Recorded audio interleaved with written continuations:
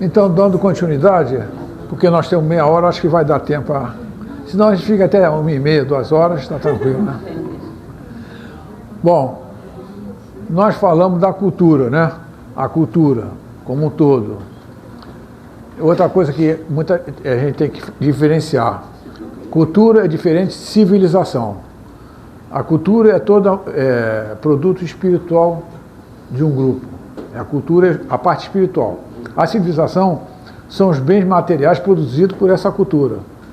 Os bens imóveis, tudo que é construído é fruto dessa cultura, mas chamado de civilização. E cultura é uma coisa diferente de civilização. Agora, esse aqui são a cultura ocidental, a nossa, que foi colocada, de certa maneira, via Portugal, que trouxe essa cultura ocidental que vem penetrar aqui no Brasil. Isso não sou eu que estou falando, são estudiosos que colocam 4 pilares da cultura ocidental. Que é a filosofia, porque é aquele pensamento mais resbucado, mais aprimorado do pensamento humano. E na filosofia que surgiu o direito, que vai surgir a ética, a política, a estética, tudo já nasce nesse período da filosofia que vem até os dias de hoje. O segundo aspecto é o Código Mosaico e cristianismo.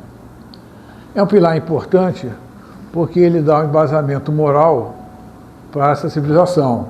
O Código Mosaico judaico, né? Não matar, roubar e tudo isso, está implementado até hoje, no dia de hoje. A gente segue esse Código Mosaico. O cristianismo trouxe um fator importante que serviu para a nossa formação da nação, que é, ele vai dizer, todos são iguais perante a Deus. Isso é muito importante, porque esse sentimento de igualdade que se fala vem do cristianismo. Todos são iguais perante a Deus. E aqui no Brasil tinha o índio, o negro, que vinha para cá, e o português.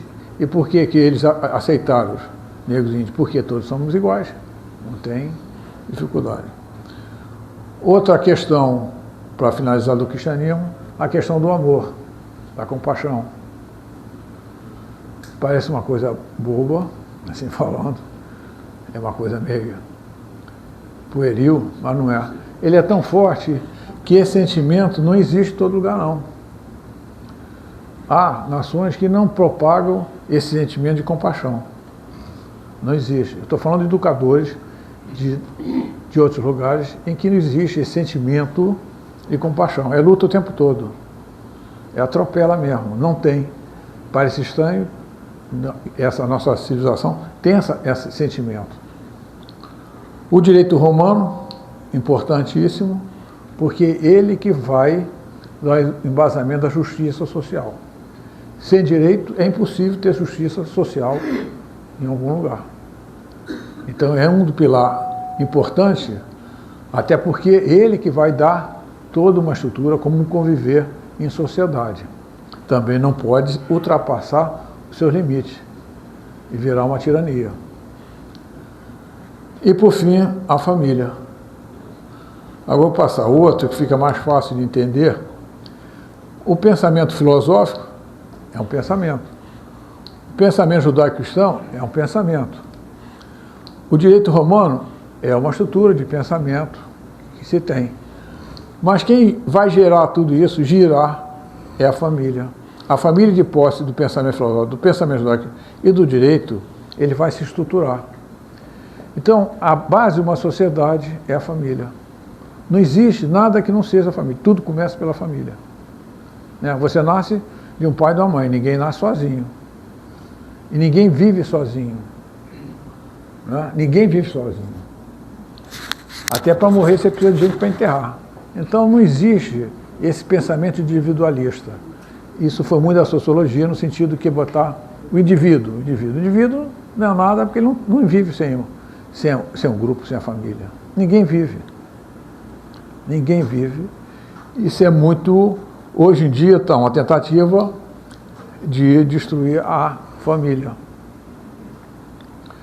Esse foi um processo que já começou há um tempo e está desembocando nos dias de hoje. Foi uma estrutura marxista lá da escola de Frankfurt, antes do Hitler assumir lá, judeus comunistas, que quando foram pressionados lá por Hitler, eles vão para os Estados Unidos e lá eles vão trabalhar aonde? Nas universidades. É Marcuse, é Adorno, Hockenheim e outros, não eram tantos, foram para lá. E eles chegando lá nos Estados Unidos, perceberam o seguinte, eles queriam implementar o comunismo dentro dos Estados Unidos, começando dentro da universidade. Eles perceberam o seguinte, que não adiantava o proletário de lá, o americano, tinha o seu carro, tinha sua casinha, tinha seu alimento, então ele não estava, ele está feliz, ele queria ali, está tudo resolvido. E eles perceberam que se não, por ali, o ataque não era possível. Então eles criaram a dialética negativa. Tudo tinha que ser destruído. E a primeira era a família. Porque você destruindo a família, você decompõe tudinho, acaba. A primeira ação deles foi em 1968, que eu não entendia na época, em 1968, em Paris, eles fizeram uma passeata jovens, dizendo que era contra o pai de família, o sistema patriarcal. Porque ele dizia que o pai oprimia a mulher e oprimia os filhos e assim por diante. Eu não conseguia entender, os jovens lá tinham tudo, né? E como é que isso acontecia? Então foi o primeiro ataque desse grupo na família, foi essa. O pai é o opressor. Aquela questão, opressor, oprimido, aquela lenga-lenga de muito tempo. Então, eles destruíram toda a estrutura do pai de família e assim por diante. E esse processo é em 1968. Eu tenho até revista Manchete publicando essa história, discuti com muita gente, e era essa aí. E vem até hoje a tentação de destruir essa base da sociedade ocidental. Vou passar mais à frente. Aqui é interessante para a gente tentar entender o nosso pensamento brasileiro e como ele surge.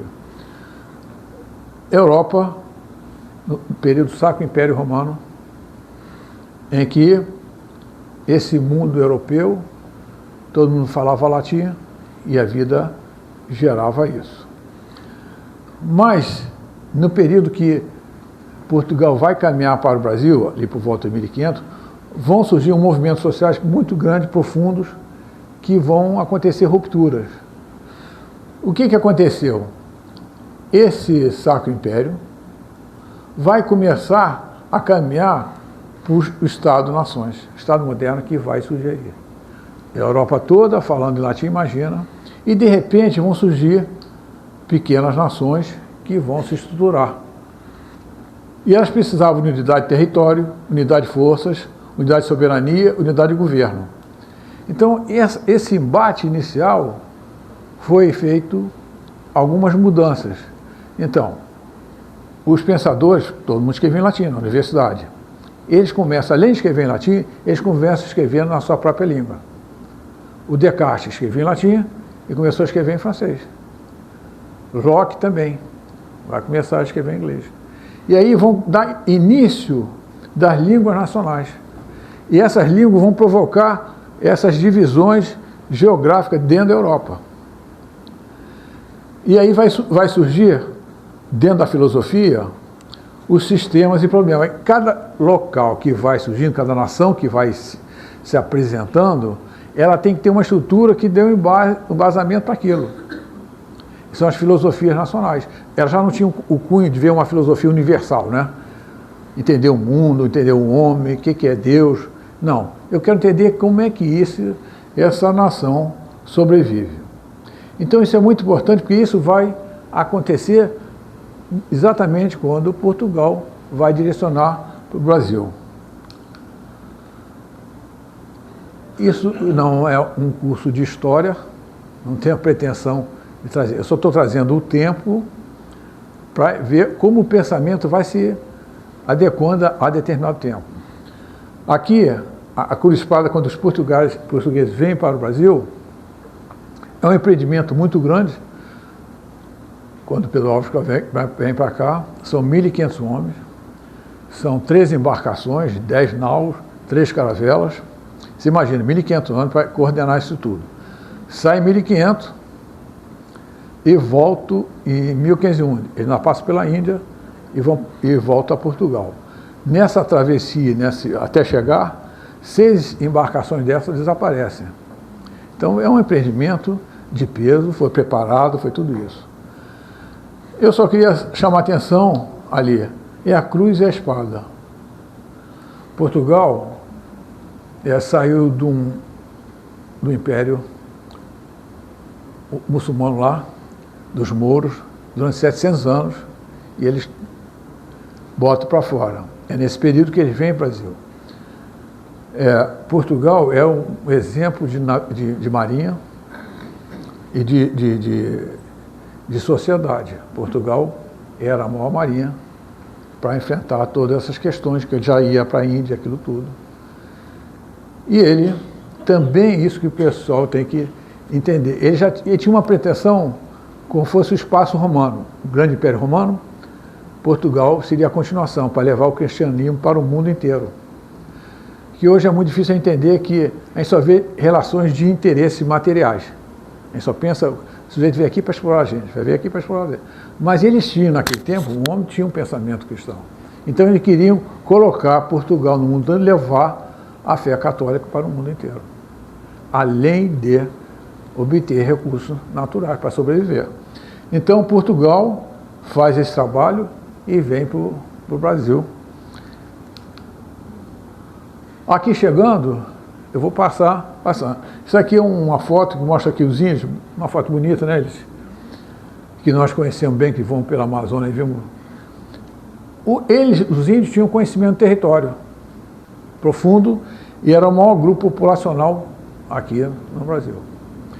Mas eles não eram brasileiros, porque não existia Brasil. Então a gente tem que entender o seguinte, existia esse grupo aqui, mas era um índio, que na verdade ele não é índio, porque não são da Índia, eram servícolas, o certo seria servícolas. Índia porque era quem ia para a Índia. Muito bem, esse é um fator que chegou aqui. Já tivemos diversas palestras aqui no curso sobre essa questão. Aqui também outra população que foi incorporada, o negro africano para os trabalho nos engenhos aqui na área de produção. Então, era um outro grupo que veio para o Brasil, né, à força, e que na realidade queria voltar para a terra deles. Mas vieram para cá, aí tinha que ficar. Aqui essa foto é conhecida, a ama de leite, né, negra de um filho do dono da Casa Grande de Senzala, né?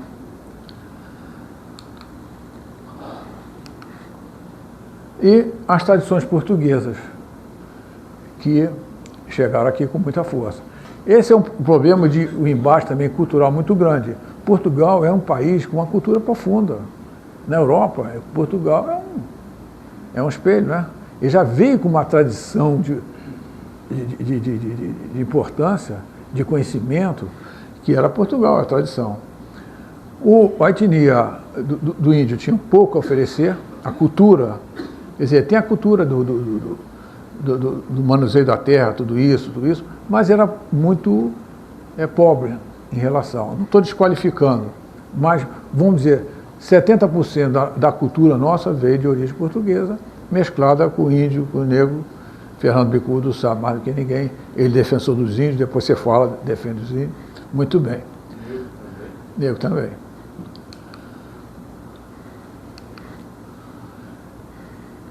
Eu também não vou entrar no detalhe da miscigenação. Agora imagine esses embates de interação. Como é que podia existir a atração, né? Você tem que ter atração para você conviver. Alguma maneira, isso aí miscigenou. entendeu? Claro que a Igreja Católica, o cristianismo foi muito importante porque falou, todos somos iguais, então vamos parar, ninguém aqui é mais do que outro, todo mundo é igual perante. Por isso que aceitaram muito a religião católica. Mas aí vai formar essa sociedade que é a nossa hoje aqui. Há tempos eu fiz uma pergunta aqui, quem sabia quem era seu tataravô? A maioria não sabia, só 2 lembravam que era o tataravô. É engraçado que a gente não tem essa ligação com nossos ancestrais. É uma coisa esquisita, nós não pensamos. Aí fora, né, você vai na Europa, aqui todo mundo tem meu tataravô era isso, aquele brasão disso, nós paramos em determinado momento. Mas isso são detalhes que vão acontecendo.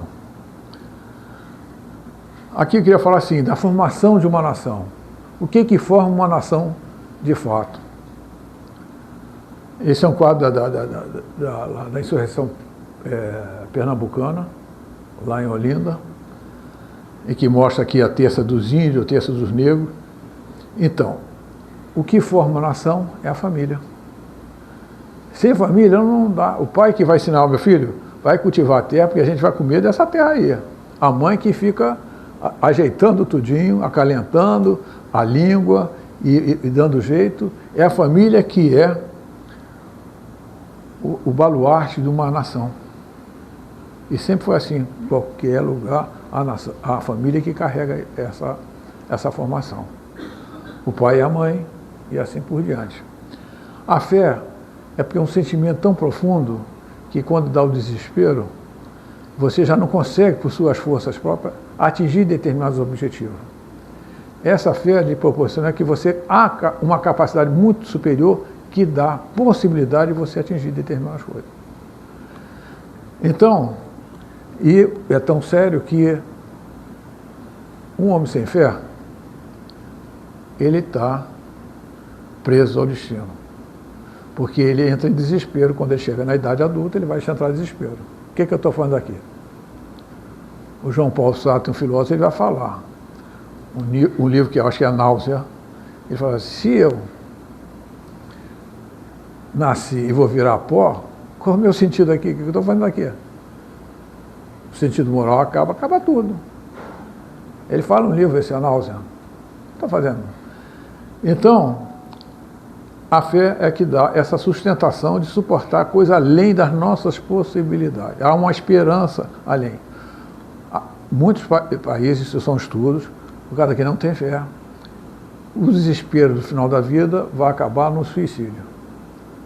Ele já perde todo o alento da vida, ele não tem nada que sustente a ele um plus a mais da sua vida, não consegue compreender.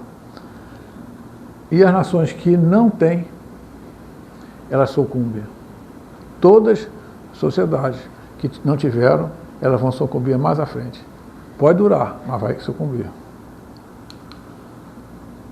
Agora vamos começar a entender esse pensamento brasileiro, que é o primeiro sentimento importante, que é dizer assim, eu sou brasileiro. Até um determinado momento, não tem uma data precisa.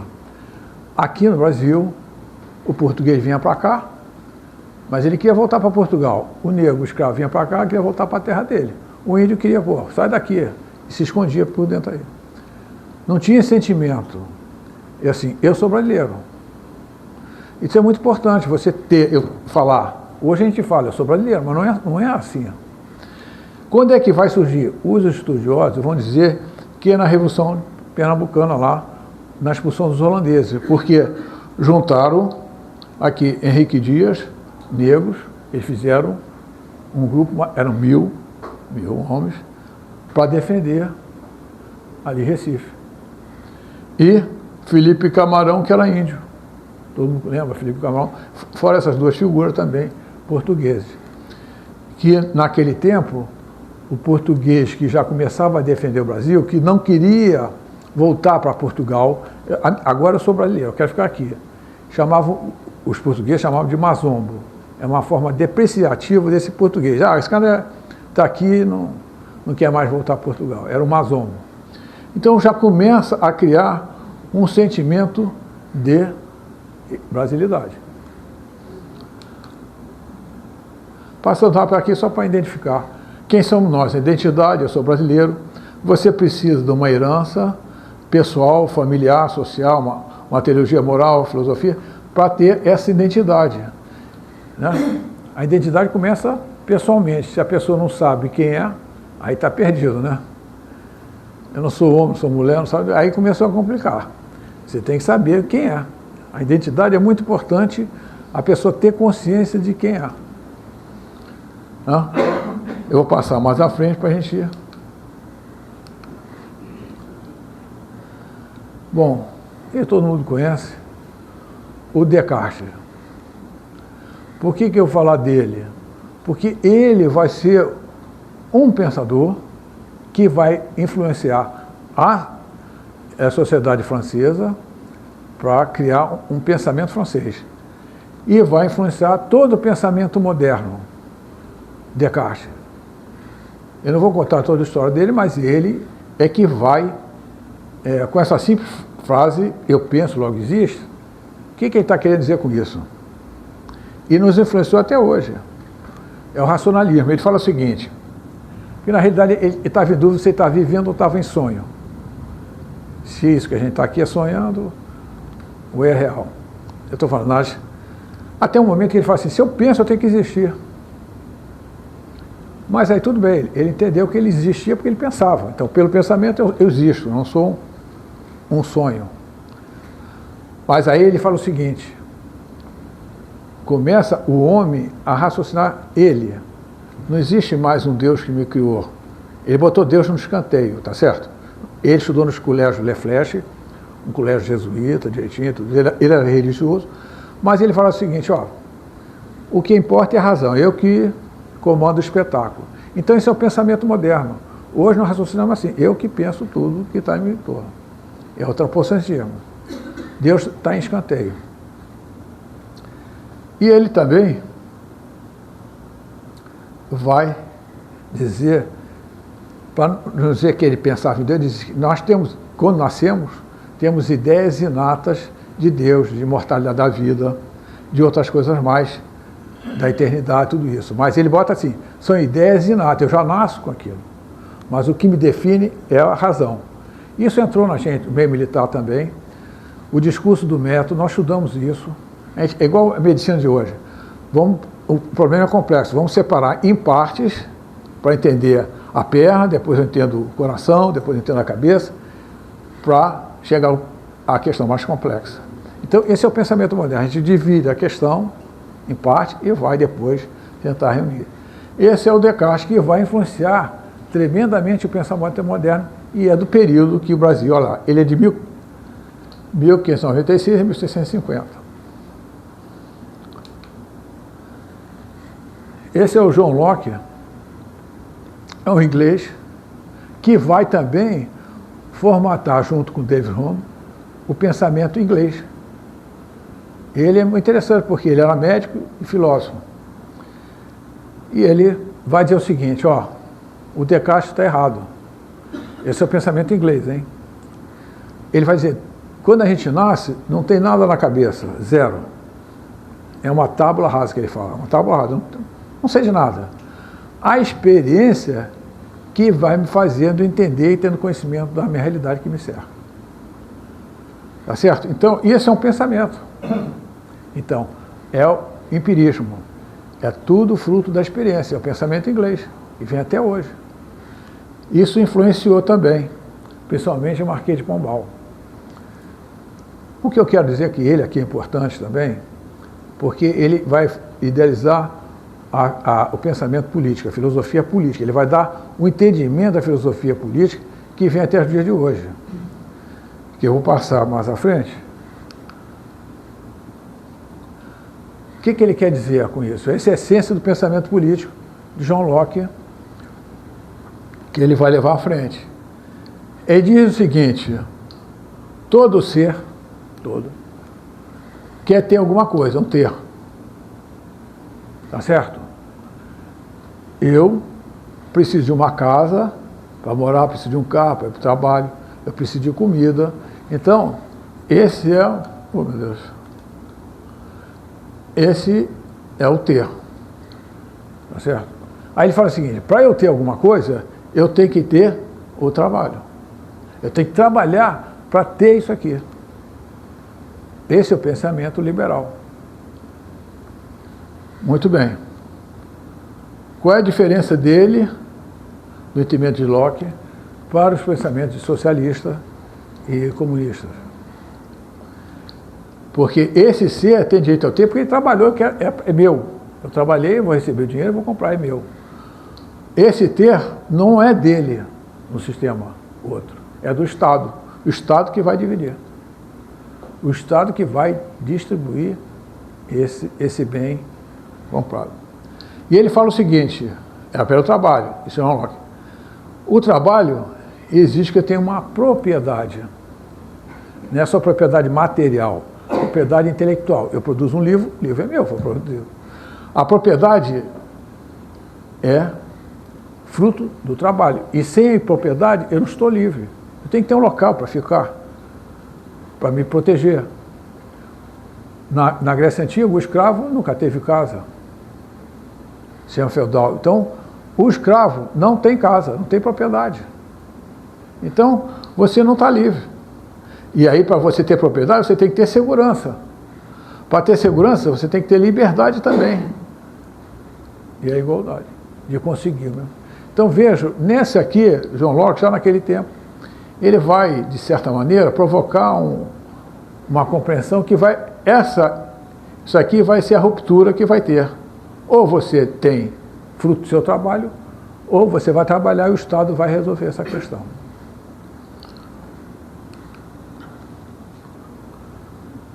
O Marquês de Pombal foi muito importante porque ele faz a primeira estratégia nacional, porque ele quer criar um império além-mar. Ele faz aquele terremoto lá em Portugal, 1700 e pouco, ele quer transformar o saber de ensino na Universidade de Coimbra, porque era aquele saber da escolástica, era o saber de salvação. Naquele tempo, você entrar na universidade para ser salvo, entendeu? Então, era um conhecimento para você se salvar. Aí, os ingleses, com o empirismo, já estavam aquele negócio que era o saber científico. Então, ele quer colocar aqui no Brasil esse saber científico, e vai entrar no exército com Conde de Linhares. O que ele quer? Que esse seja um processo igual dos ingleses. Então, ele expulsa os jesuítas que estavam aqui, que estavam há 100 anos aqui no Brasil, e vai colocar dessa maneira a formação do Brasil. E ele também obriga a todo mundo a falar português, tanto no comércio como no colégio. Podia falar qualquer língua em casa, mas no comércio. Então, isso também fortaleceu. Esse foi o Marquês de Pombal, né? O Dom João VI, que veio para cá, ele foi muito importante, porque foi o período que criou o Exército, a Marinha em 1808, o Exército em 1810, já no modelo científico, com Conde de Linhares.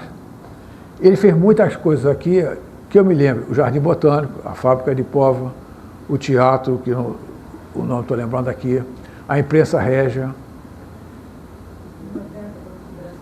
biblioteca, Banco do Brasil. Então, o Dom João foi tão importante porque ele deixa toda uma estrutura possível de uma nação se montar, juridicamente. Ele preparou o Brasil para que a gente fosse o que é. Então, uma pessoa importantíssima. A polícia militar também. Quem? Polícia militar e criou também. Tá vendo? Eu fico pensando, eu não consigo gravar tudo que ele criou, é muita coisa. É muita coisa importante. Importante, Dom. Agora nós já estamos em 1822, porque eu quero levar o pensamento, né? Aí passa pela independência, em 22, Dom Pedro. No período do Dom João, o regime aqui, filosófico, era o empirismo mitigado, que chamava. Aqui já, a independência chama ecletismo. Era um pensamento meio francês, que era contra o materialismo, aquele negócio todo, de Victor Cousin, que era origem francesa. Mas isso é um detalhe. Mas a primeira Constituição nossa é de 24, não é isso? A primeira Constituição. Bom, agora, outro aspecto importante, que é a Guerra do Paraguai. É como o Peixe fala, quando a pancada acontece. Quando a pancada acontece, olha só, aqui tem negros e índios, guerrearam. Por quem? Pelo Brasil. Acaba a guerra, eles começam a reivindicar. Eu sou negro, mas eu participei dessa guerra, eu estava na guerra, o índio também. E começou essa preocupação dessa participação e vivência em defesa da nação. Aí esses combatentes, o voluntário da pátria, começaram a exigir essas questões. Então veja como a guerra às vezes traz coisas ruins, mas obrigou um fortalecimento da nação. Só na pancada, né?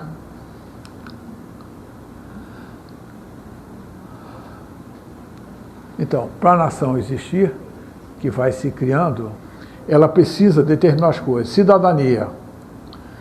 A cidadania nada mais é do que a ação política da pessoa, do brasileiro.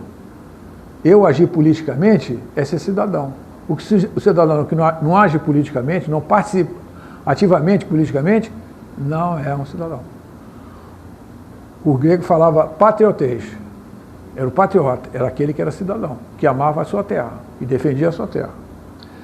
E para isso tem os direitos sociais, que a gente sabe, Evandro sabe, direitos civis, quais são nossos direitos civis, liberdade, ir e vir, próprio corpo, vida, expressão, propriedade, igualdade, lá inviolado.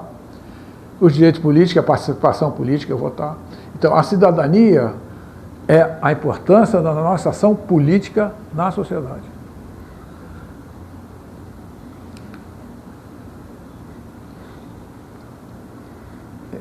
O Kant é aquele que vai dar a ideia da estrutura do pensamento alemão. Quando a Alemanha está surgindo, é o Kant. E que vai influenciar a gente também.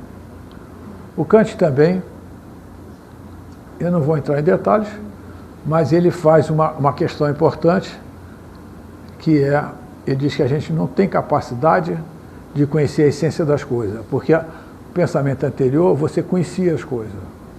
Aquele é o Coronel Solizone, que eu conheço ele. O Kant vai dizer, não, você não conhece ele. A essência dele você não conhece. Você conhece o fenômeno que ele manifesta. E aí começou esse relativismo moderno, vem dessa estrutura do Kant.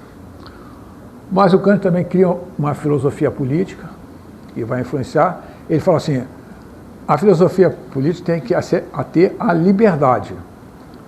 A felicidade é uma questão pessoal. O Estado não tem que se preocupar com a felicidade, tem que se preocupar da liberdade. Tem liberdade. A felicidade, cada um escolhe o seu caminho. Mas ele é muito importante porque quem vai se apropriar dele vai ser um pensador brasileiro para criar o nosso pensamento. Eu vou passar porque o tempo corre.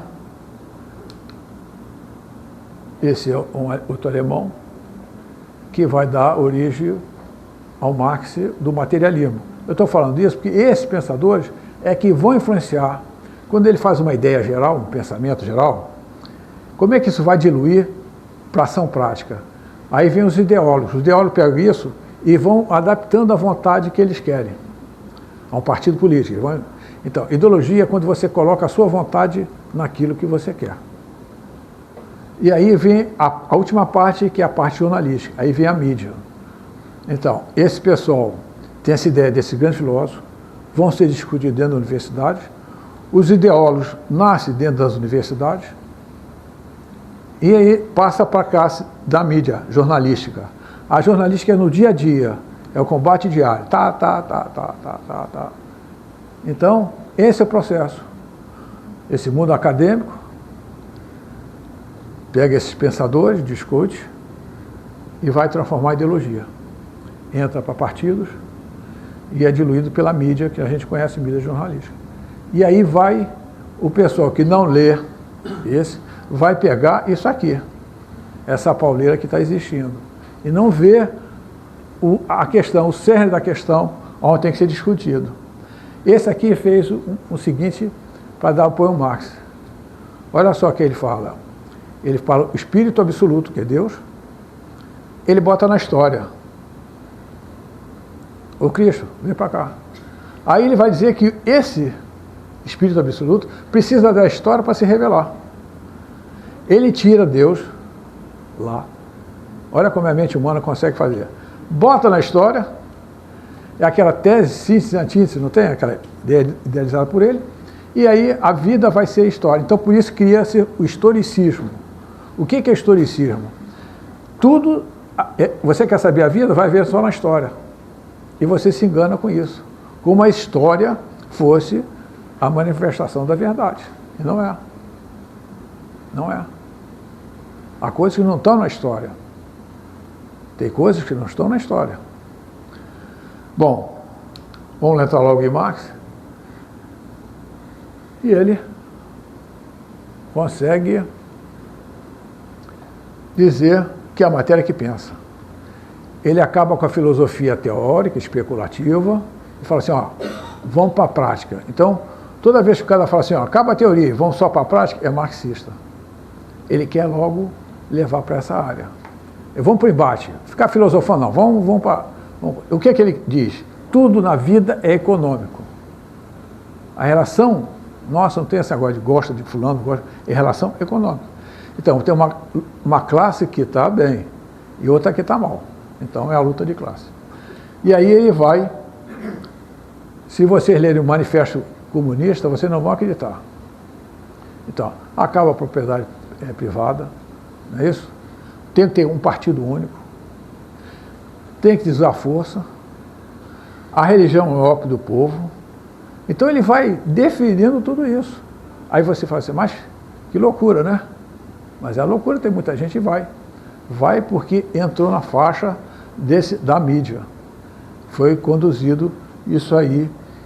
Não quer que ele formou o pensamento brasileiro, mas ele tem interferido desde 1935 na intentona comunista aqui no Brasil. Esse aqui, nosso dono da Deste lá, conhece bem Augusto Conte, ele vai ser o último pensador que a gente vai colocar aqui. Esse sujeito é período da Revolução Industrial na Europa. O que ele fala? Ó, esse negócio de filosofia acabou. Deus já acabou. Nós estamos vivendo a época da ciência. A ciência que é a nova Deus. Ele cria a ciência positiva. Augusto Conte. Então, a coisa, ele tem aqui o templo, aqui na Benjamin Constant, né? Aqui na Arquidiocese, que o Fernando conhece. Ele fez um templo lá, o Augusto Conte. Eu tive professor na escola aeronáutica e tinha a capa, tinha que ser a foto de Augusto Conte. E que ele fala o seguinte, o que ele estava em intenção? De ordenar a sociedade em questões sociais. Ele que funda a sociologia. A sociologia decorre de Augusto Conte. Então ele queria organizar a sociedade através disso aí. Então o termo ordem e progresso veio dele. Que está na nossa bandeira, ordem e progresso. Tá, ordem e progresso, tudo bem. Agora ele não explica o que é esse progresso. Progresso o quê? Eles não explicam o que é o progresso. É o quê? Então olha só. E esse Augusto Conte entra muito nas Forças Armadas com Benjamin Constant. Tem mais história aí, mas ele entra fortemente, o nosso amigo Oswaldo sabe disso, vai falar mais tarde. Ele cria o positivismo. Bom, encerrando, aí nós vamos entrar numa questão, rapidamente, que vai finalizar a estrutura do pensamento brasileiro. Nós falamos que na Europa, tudo que cada um pensou. Agora, como nós pensamos? Foi esse caso aqui, o Tobias Barreto, era um mameluco, morreu com 50 anos, deixou 8 filhos, o sujeito na cabeça, lia e escrevia em alemão, estudou o Kant, e aí ele começou a brigar, ele via brigando com todo mundo, um cara complicado, e ele vai chegar, eu vou mostrar aqui aonde ele quis chegar. Ele pegou o Kant e introduziu que surgiu o nosso pensamento, como nós pensamos. Ele era da escola de Recife, ali em Recife, que tudo acontecia na parte, era a questão jurídica. Começou na área jurídica, tá certo? Todos eles formaram direito. Olha só, para encerrar aqui o entendimento. Pensamento brasileiro. Agora nós vamos entrar como o brasileiro pensa. Como é a estrutura, foi esse grupo que fala. Como é que nós pensamos? Ele pega o Kant, que o Kant vai falar assim, eu só vou falar o que está no espaço e no tempo. Está dentro dessa caixa. Deus, imortalidade da alma, eternidade, não me interessa. Aqui eu posso definir. Eu estou numa caixa do espaço e tempo. E ele vai falar o seguinte, eu tendo a ciência para fazer alguma coisa, qualquer coisa que eu faça na vida, vou fazer uma cadeira, um sapato, alguma coisa, eu tenho que ter uma ciência para fazer isso. Ao mesmo tempo que eu tenho uma ciência para fazer isso, o Kant fala assim, em contrapartida, eu fico nessa briga com a moral. Então é válido eu fazer uma vacina para matar os velhinhos? Eu vou fazer uma vacina, vou matar os velhinhos. É moralmente, vale a pena? Aí começa, faço ou não faço? Então, esse fazer humano é esse embate da ciência e da moral. Tudo que nós fazemos é isso. Vou fazer alguma coisa? Tá certo? Moralmente? Eu fazer uma negociata, moralmente tá legal? Aí começa. Só que isso aqui, no meio, chamava-se abismo kantiano. Então Kant não tinha definido o que era essa questão. Era um abismo. O que é isso aqui? E Tobias Barreto vai dizer que esse embate ciência e moral é a cultura. A cultura é que faz esse fazer humano. Então, esse embate, dentro de uma cultura, vai fazendo. Então, por isso vem o culturalismo. Tá certo? Então, foi Tobias Barreto que define o pensamento brasileiro. É um detalhe interessante porque a gente está lutando para entender isso, para fazer essa turma toda, Miguel Reale, Antônio Paim, e eles não querem isso, porque é um sistema, porque o Tobias Barreto ele falava assim, a liberdade. Então ele bateu nos materialistas. Outro ele faz uma afirmação seguinte, nós somos coautor de Deus. Nosso trabalho é em coautoria com ele. Então, ele tinha uma série de afirmações que fazia esse pensamento de uma nação livre, que tem essa questão da liberdade. O tempo urge, mas vamos encerrar.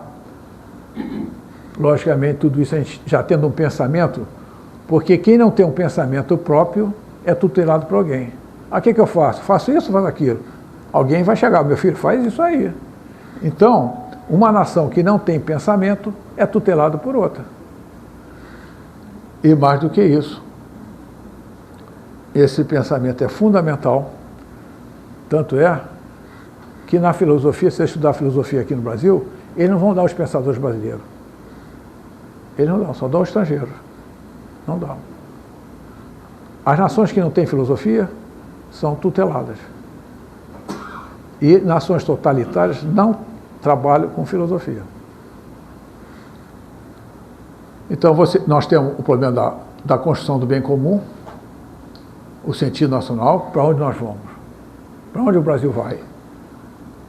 A construção do bem comum, que a gente fala lá na ESG, Oswaldo, ele ali, a construção do bem comum.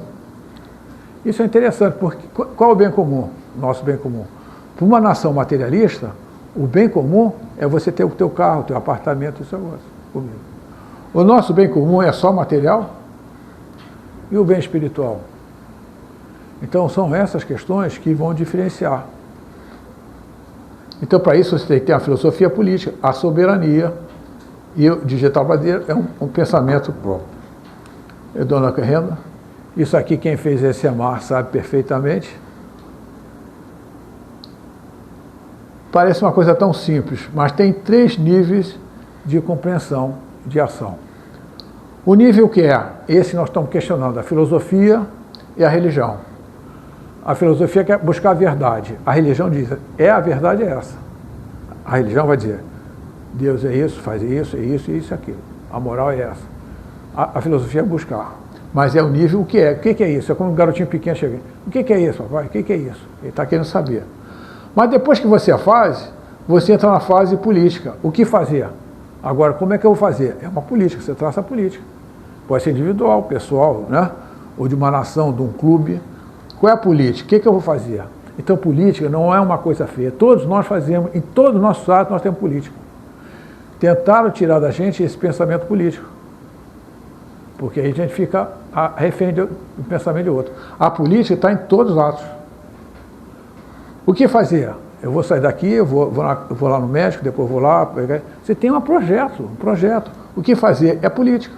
Agora, como vai fazer, já é uma estratégia. Aí você já tem uma estratégia delineada, o que é que você quer fazer. Então, eu só estou botando isso aqui, que política é um ato que todos nós fazemos. Você faz com a sua esposa, você faz com seus filhos, você faz com seus amigos, você faz no clube, você faz na sociedade. Onde você for, você faz política. Tudo é um ato político. É o que fazer. Então, a gente confunde a política, a gente está querendo falar aqui, com política partidária. Não é isso. Política é outra coisa. Política é muito importante. O homem que não faz política, na Grécia Antiga, era um idiota. Aquele que não pensava nos outros. Política é quando você pensa nos outros, na sociedade como um todo. Então, se eu penso nos outros, eu estou fazendo política. O grego entendia isso. Agora, o cara que só pensa em si, individualista, ele não quer saber quantas pessoas nós convivemos, individualista. Não pensa, só pensa em si. Ah, deixa para lá. O que vai dar isso? Então, tem que fazer política. Está terminando, só esse e mais outro só. Aí botar as Forças Armadas como estrutura nacional. Essa é uma discussão só final, mas é importante. Veja bem, o Brasil aqui, né? A importância do Brasil e as Forças Armadas. As Forças Armadas estão todas estruturadas no Brasil inteiro. Se o Exército acionar qualquer pelotão, ele tem gente no Brasil inteiro. Um comandante do Exército tem comandamento, tudo isso aí. Muito bem. E elas foram feitas para quê? Defender o quê? As forças foram defender o povo e o território. Nós recebemos dinheiro e orientação para quem defenda o povo e o território, tá certo? Está na Constituição, 4.2, seja o que for, está lá. Mas aí acontece um detalhe interessante. Se a gente fala em soberania externa, nós temos dois tipos de soberania. Soberania externa e soberania interna.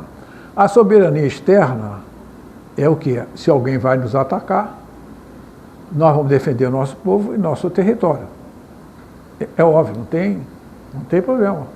Todo mundo entende como tal. E aí, o pessoal pagou as Forças Armadas para defender. Então, vocês vão lutar, agora vamos nos defender. Tá certo? E aí a soberania interna. A soberania interna. Eles não estão atacando o território. Eles não estão atacando o povo, estão defendendo o quê? As Forças Armadas vão defender o quê? Na soberania interna. Essa é a questão. Porque como é que eles podem atacar? Como é que é a soberania interna? De repente, nós estamos lutando internamente, uma confusão. O que é isso? Quem vai defender? Porque não estão atacando o território, nem o povo, mas estão atacando os valores. Esse que é muito sutil. O que, em realidade, numa soberania interna, se ataca a valores. Porque se eu destruir os valores daquela pessoa, acabou. Acabou. Eu não preciso fazer mais nada. É que a gente chama hoje, e o que o povo vai levar, é a guerra híbrida. Nós já estamos em guerra há muito tempo. Nós já estamos em guerra. Só que a guerra, a gente entende como foi se morrendo soldado, morrendo gente, morrendo aquilo. Nada disso.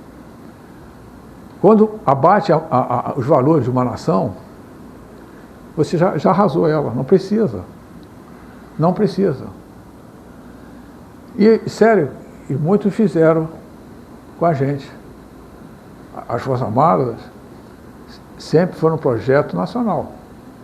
Sempre foi desenvolvimento, nós trabalhamos por desenvolvimento, integração nacional, por todas as coisas, tecnologia, tudo isso. De repente, vira um problema, as Forças Armadas viram um problema histórico e começam a querer nos alijar num projeto nacional. Isso é muito sério. Isso é muito sério. Então, tem que entender, a nossa formação sempre foi e continua sendo uma boa formação nas escolas, pena que Mendonça não está aqui, que foi comandante da academia, sempre foi voltado para esses valores. Nós fomos formados isso. Mas quando você alija, isso for um projeto de alijar a gente da questão política, a nação vai sofrer as consequências. Então, entender como é importante trabalhar pensamento político, não partidário. Eu não estou falando aqui de partido hoje, estou falando de política nacional. A gente trabalha para o projeto nacional. E encerrando, aeronáutica. Não falei tanto de aeronáutica, mas o Mendonça vai falar, e a nossa soberania. Só fechar com esse circuito. Aeronáutica, o Mendonça vai falar a importância dela nessa construção nacional. Mas veja só, a previsão do Brasil para 2030, a nossa população não vai crescer. Não vai crescer. Ela vai ficar nessa faixa de 200 milhões, 210, por aí, e não vai passar disso. A Amazônia, que continua com a população bem rarefeita, que até hoje não cresceu, e quem que vai fazer essa integração, vai ajudar, vai estar lá no interior defendendo tudo isso? Aeronáutica. É o caminho mais rápido. Entendeu? Aeronáutica é fundamental nesse contexto. Eu estou fazendo isso só por um ato de reflexão, e eu não vou deixar esse detalhe para o Mendes, para o Oswaldo e para o Povas, falar desse contexto que é essa beleza da aeronáutica brasileira. É só isso. Muito obrigado.